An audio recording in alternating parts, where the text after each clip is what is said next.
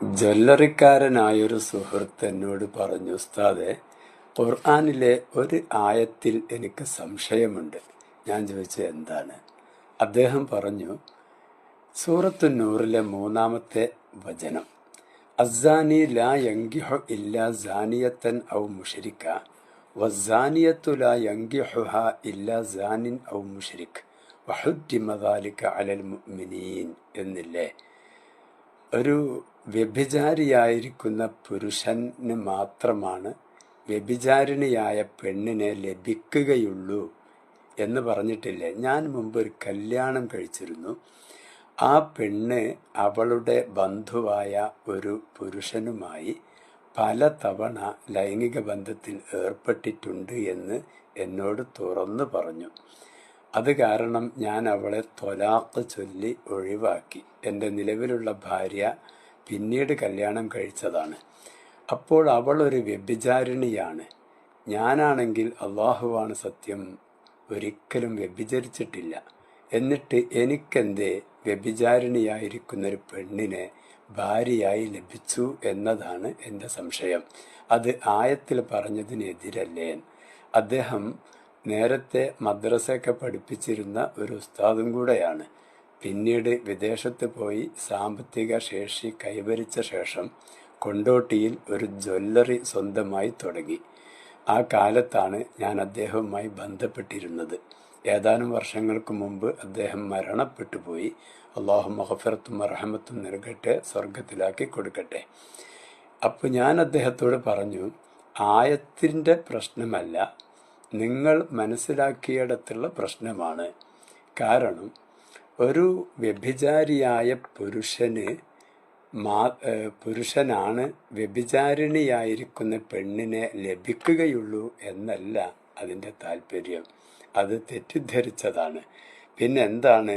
ലൈസൽ മുറാദു ഫിൽ ആയ, ഈ ആയത്തിലുള്ള ഉദ്ദേശ്യം അല്ല അന്നസാനി ലാ യങ്കിഹു ഖത്തു ഇല്ലാ സാനിയതൻ എന്നല്ല ഉദ്ദേശ്യം. വ്യഭിചാരിയായിരിക്കുന്ന പുരുഷൻ വ്യഭിചാരിണി ആയ ഒരു പെണ്ണിനെ അല്ലാതെ ഒരിക്കലും കല്യാണം കഴിക്കുകയില്ല എന്നല്ല ആ പറഞ്ഞതിൻ്റെ ഉദ്ദേശ്യം.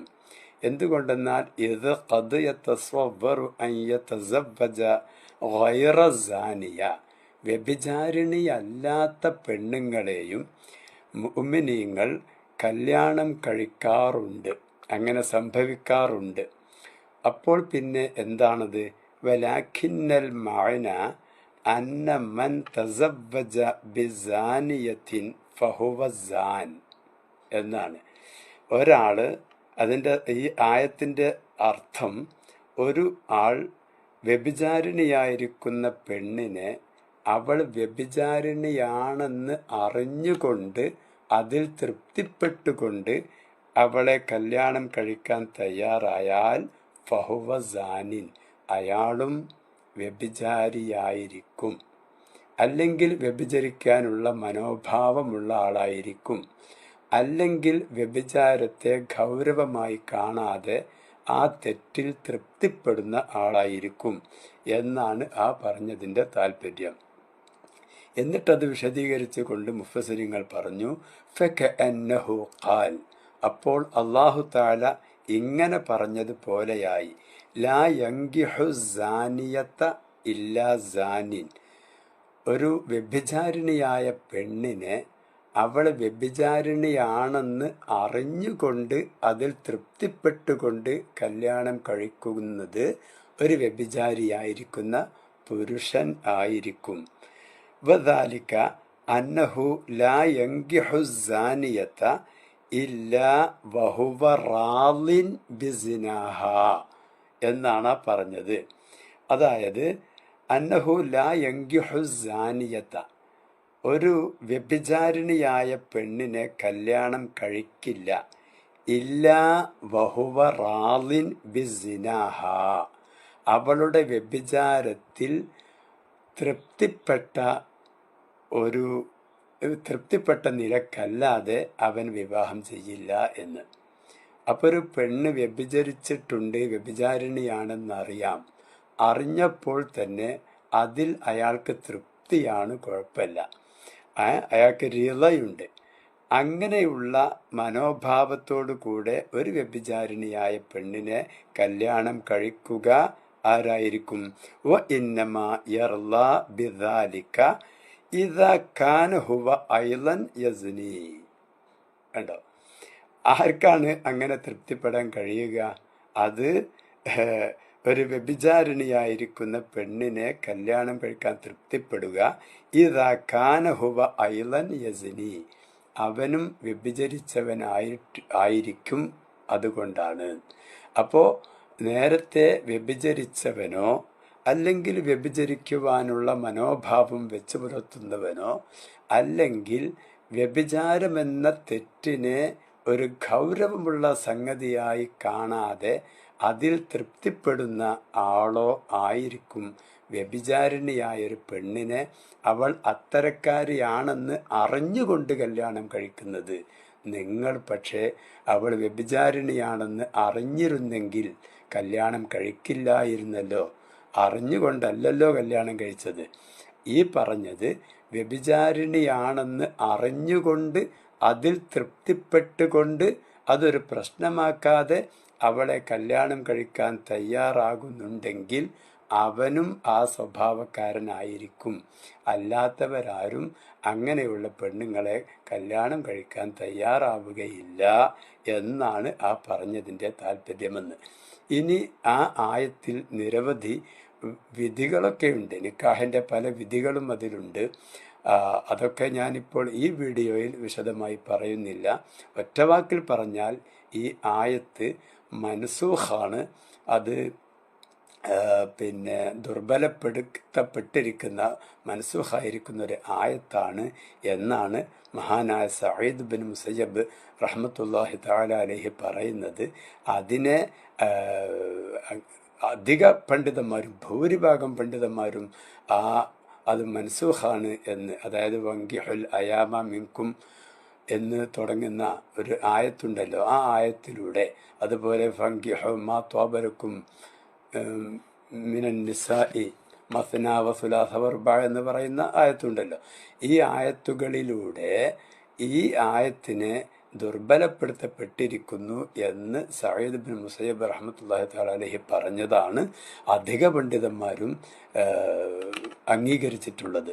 മഹാനായ ഇമാം ഷാഫിഈ റഹ്മത്തുള്ളാഹി തആല അലൈഹി ഈ ആയത്തിനെ സഈദ് ബിൻ മുസയ്യബ് പറഞ്ഞതാണ് ശരി, ഞാൻ അതാണ് അംഗീകരിക്കുന്നത് എന്ന് സർട്ടിഫൈ ചെയ്തിട്ടും ഉണ്ട് ഇമാം ഷാഫിഈ റഹ്മത്തുള്ളാഹി തആല അലൈഹി. അതുപോലെ ഈ ആയത്തിനെ ലാ യങ്കിഹ് എന്ന്, അസ്സാനി ലാ യങ്കിഹ് ഇല്ലാ സാനിയത്തൻ ഔ മുശ്രിക എന്ന്, ലാ യങ്കിഹ് എന്ന് ഒരു ഫിഅ്ല് നഹിയായിട്ട്, ഒരു വിരോധക്രിയയായിട്ട് പണ്ഡിതന്മാർ അങ്ങനെയും ഖിറാഅത്ത് നടത്തിയിട്ടുണ്ട്. അതായത് ലാ യങ്കിഹ് ഇല്ലാ സാനിയത്തൻ എന്ന് ഓതിയ ഖാരിഈങ്ങളുണ്ട്.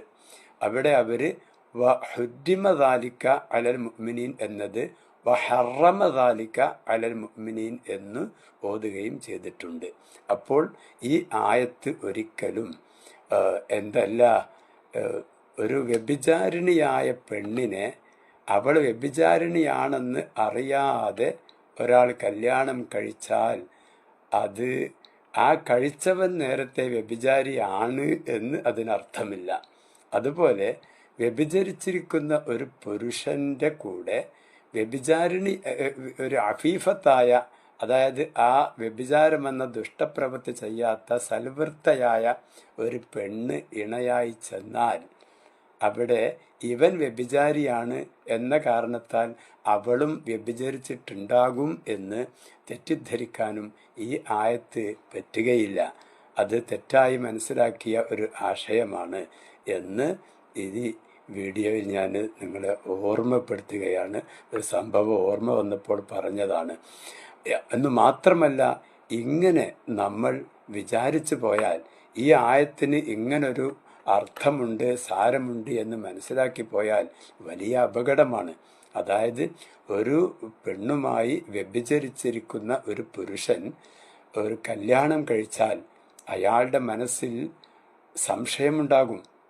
ഈ പെണ്ണ് മറ്റാരോടോ വ്യഭിചരിച്ചിരിക്കുന്ന ഒരു ഭാര്യയാണ് എനിക്ക് കിട്ടിയത്, ഇവൾ മറ്റാരോടോ ബന്ധപ്പെട്ടിട്ടുണ്ടാകും എന്നാണല്ലോ ഈ ആയത്ത് സൂചിപ്പിക്കുന്നത്. അതുകൊണ്ട് ഞാൻ വ്യഭിചരിച്ചിട്ടുണ്ട്, അപ്പോൾ ഇവളും വ്യഭിചരിച്ചിട്ടുണ്ടാവാം എന്ന ഒരു സംശയത്തിന് ഇടവരും. അതുപോലെ തന്നെ ആ പെണ്ണും, അവൾ നേരത്തെ ആരോടെങ്കിലും ബന്ധപ്പെട്ടു പോയിട്ടുണ്ടെങ്കിൽ അവള് മനസ്സിലിങ്ങനെ ചിന്തിക്കും, ഞാൻ വ്യഭിചരിച്ചിട്ടുണ്ട്. അപ്പോൾ ഈ ആയത്തിൻ്റെ വിവക്ഷപ്രകാരം എൻ്റെ ഭർത്താവ്, എനിക്ക് കിട്ടിയ ഭർത്താവും നേരത്തെ ആരോടെങ്കിലും ലൈംഗിക ബന്ധത്തിൽ ഏർപ്പെട്ടിട്ടുണ്ടാകും എന്ന് അവളും മനസ്സിലാക്കും. ഇത് പരസ്പര സംശയത്തിന് കാരണമാവുകയും വലിയ അപകടം വരുത്തി വെക്കുകയും ചെയ്യും. അപ്പോൾ ആയത്തിൻ്റെ യഥാർത്ഥമായ ഉദ്ദേശ്യം ഞാൻ ഈ പറഞ്ഞതാണ്. വആഖിറു ദഅവാന അനിൽ ഹംദുലില്ലാഹി റബ്ബിൽ ആലമീൻ.